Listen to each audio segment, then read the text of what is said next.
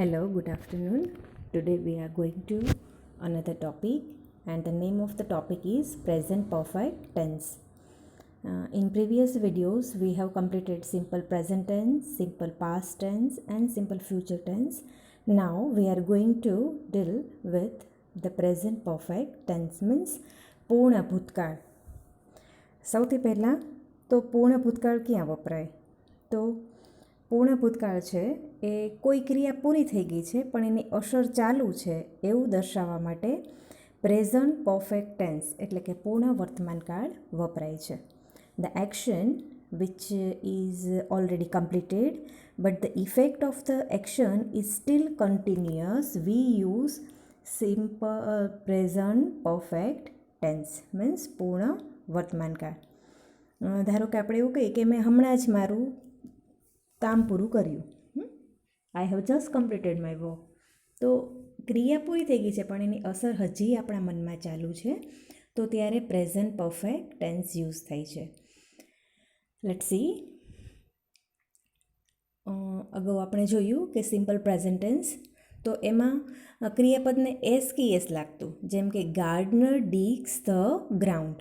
તો આપણે જોયું કે થર્ડ પર્સન સિંગ્યુલર હતું તો એમાં એસ કે એસ લાગતું, પણ બોયઝ હોય તો લાગે નહીં, તો ક્રિયાપદનું મૂળ રૂપ જ આવતું. બરાબર, એ આપણે જોઈ ગયા.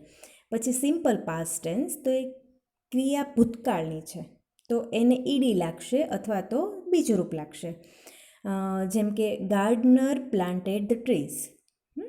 ત્યાર પછી પેસેન્જર બ્રોડ ધ ટિકિટ, તો એ ક્રિયાપદનું બીજ રૂપ લાગે છે.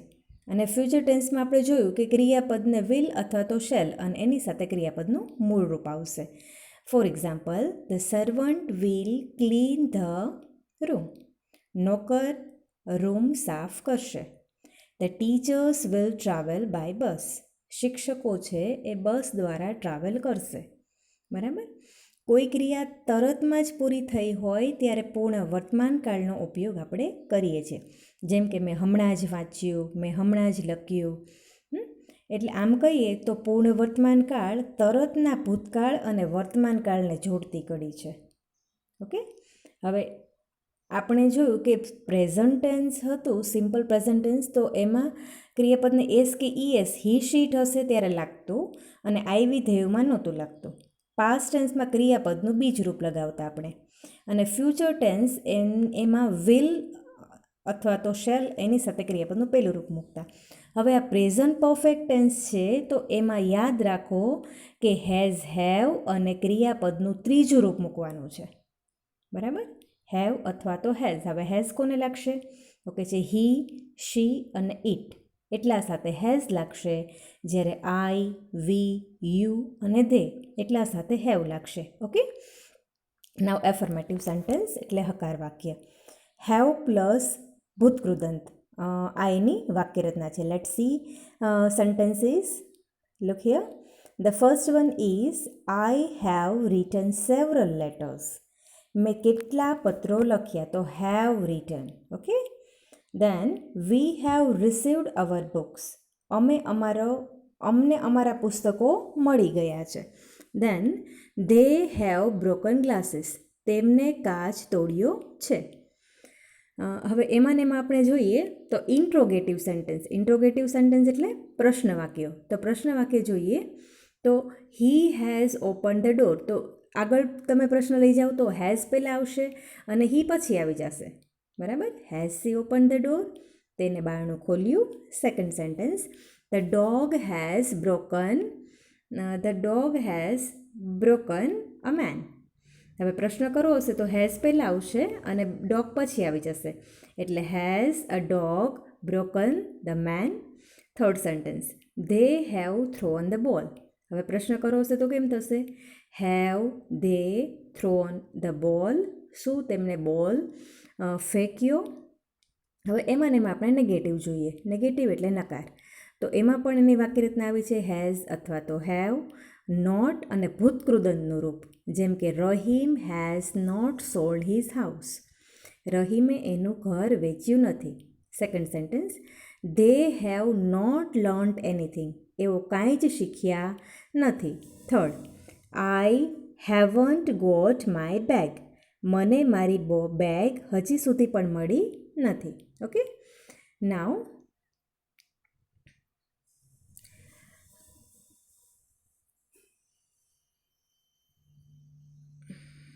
એને ટૂંકમાં આપણે લખવું હોય તો એમ પણ કરી શકીએ, યસ અથવા નોથી પણ તમે આપી શકો કે has Heena return the book? Yes, she has. No, she hasn't. Haven't you got your bag? શું તમને તમારી બેગ મળી? Yes, I have. No, I haven't. તો એ ટૂંકમાં થયું. The children haven't gone home. છોકરાઓ ઘરે નથી ગયા. હવે પ્રશ્ન કરવો હશે તો કેમ થશે? હેવ પહેલાં આવશે. Have the children not gone home? Yes, they have. No, they haven't. Mukesh has sung many songs. મુકેશે ઘણા બધા સોંગ્સ ગાયા. હવે પ્રશ્ન કરવો હશે તો હેઝ પહેલાં આવશે. હેઝ મુકેશ સંગ મેની સોંગ્સ? હેવન્ટ મુકેશ સંગ મેની સોંગ્સ? નકારમાં પણ પ્રશ્ન બની શકે છે. હવે ટૂંકમાં લખીએ તો yes, he has. No, he hasn't. Okay, હવે નકારમાં વાક્ય આખું લખવું છે તો કેમ થશે? Mukesh has not sung many songs. Okay, now use of since and for. હવે સિન્સ અને ફોરનો ઉપયોગ કેવી રીતે થાય છે? ઓકે, સિન્સ અને ફોર. હવે ચોક્કસ સમય હશે તો પોઈન્ટ ઓફ ટાઈમ આવશે અને ચોક્કસ સમય નહીં હોય તો ડ્યુરેશન ઓફ ટાઈમ આવશે. Suppose I have been writing since 7 o'clock. હું 7 વાગ્યાથી લખું છું. Sonal has known him since 2015.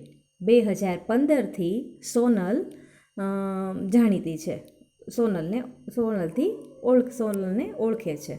ત્યાર પછી Hemant has been working since morning.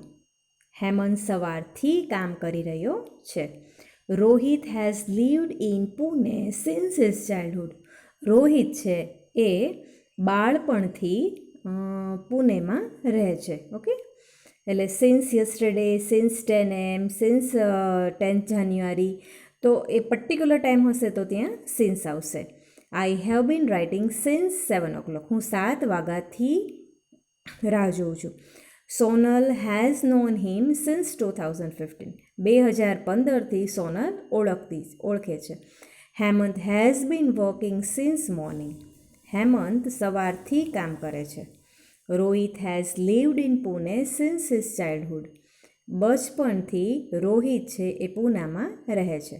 હવે ફોર તો મેં અગાઉ પણ કહ્યું હતું કે ફોર ક્યાં આવશે? Duration of time.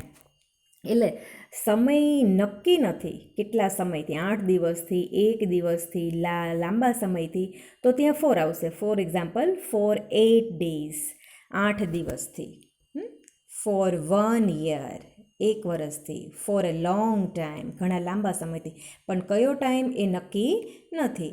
ત્યાર પછી આઈ have bin working here for 6 months. હું અહીંયા 6 મહિનાથી કામ કરું છું. તો ચોક્કસ સમય નથી એટલા માટે અહીં આવ્યું ફોર. પણ પરફેક્ટ ટાઈમ હશે તો આવશે since. I have non Dev for a long time. હું દેવને લાંબા સમયથી જાણું છું તો એટલા માટે આવ્યું ફોર. દિશા હેઝ બીન અવે four 8 days.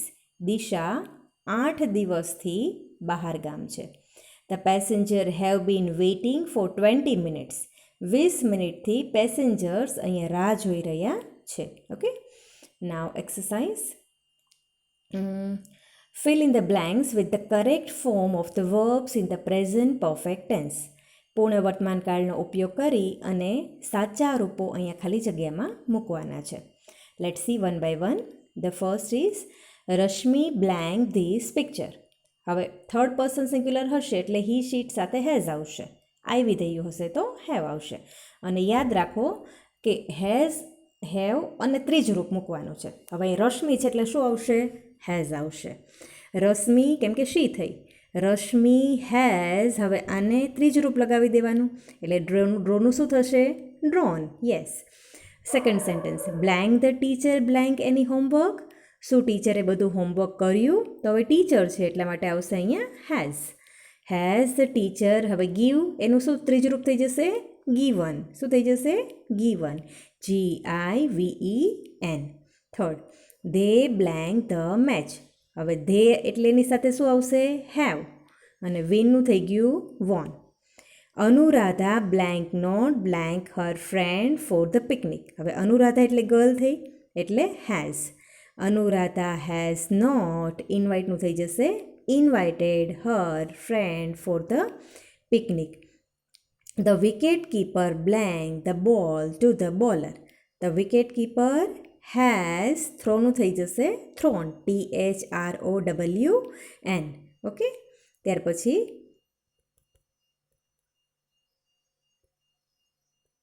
Next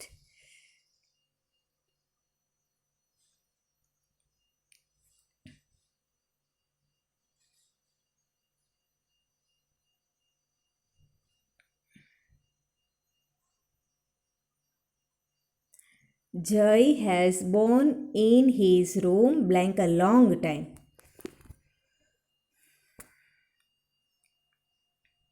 Jai has been in his room. હવે અહીંયા સિન્સનો ઉપયોગ કરવાનો છે. ચલો આ પછી લેશું, પહેલાં આ બાજુ જોઈ લઈએ. Blank he blank your pen, તો શું થશે? Has he taken your pen.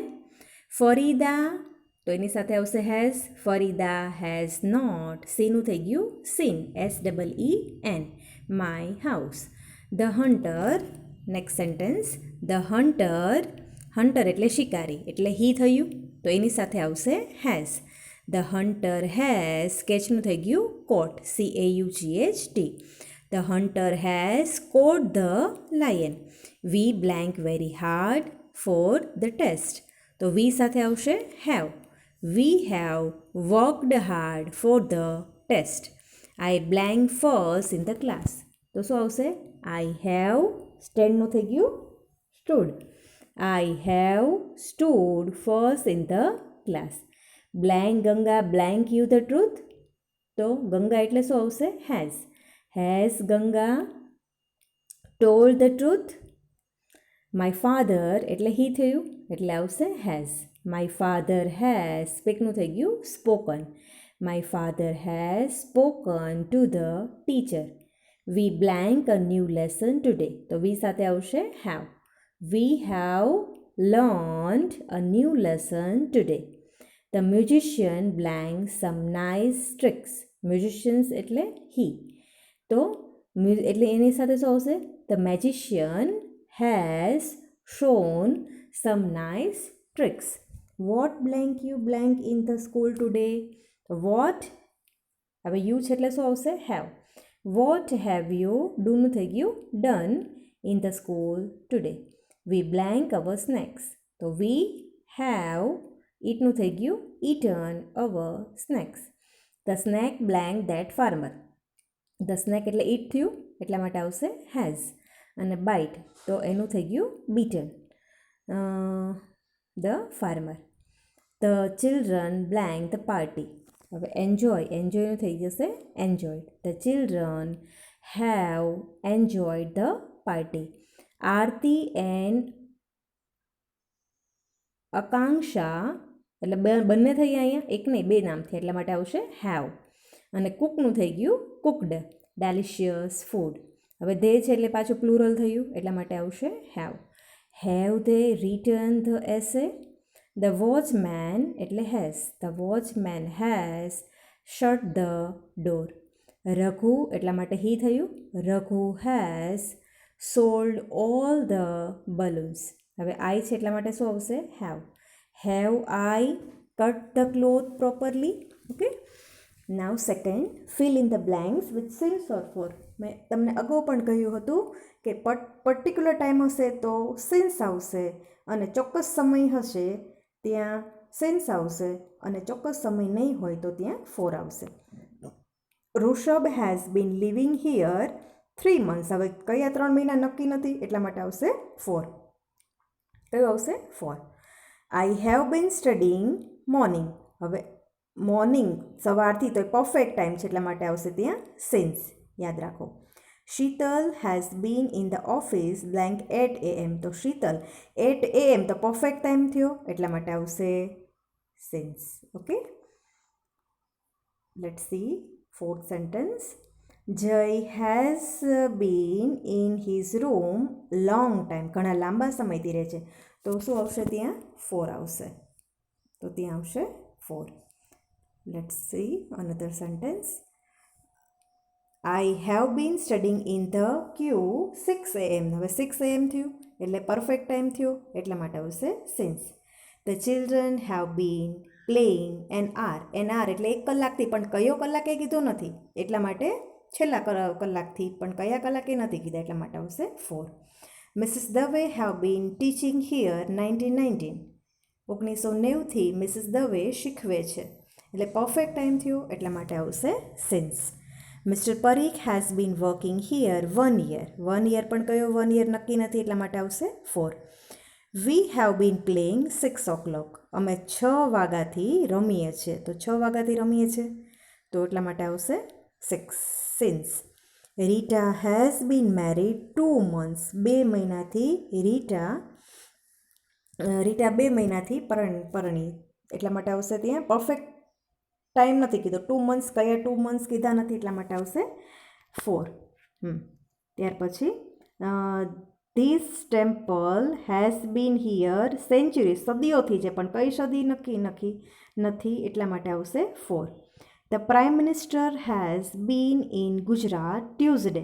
હવે ટ્યુઝડે એટલે એ ચોક્કસ સમય થયો, ચોક્કસ દિવસ થયો, એટલા માટે આવશે સિન્સ.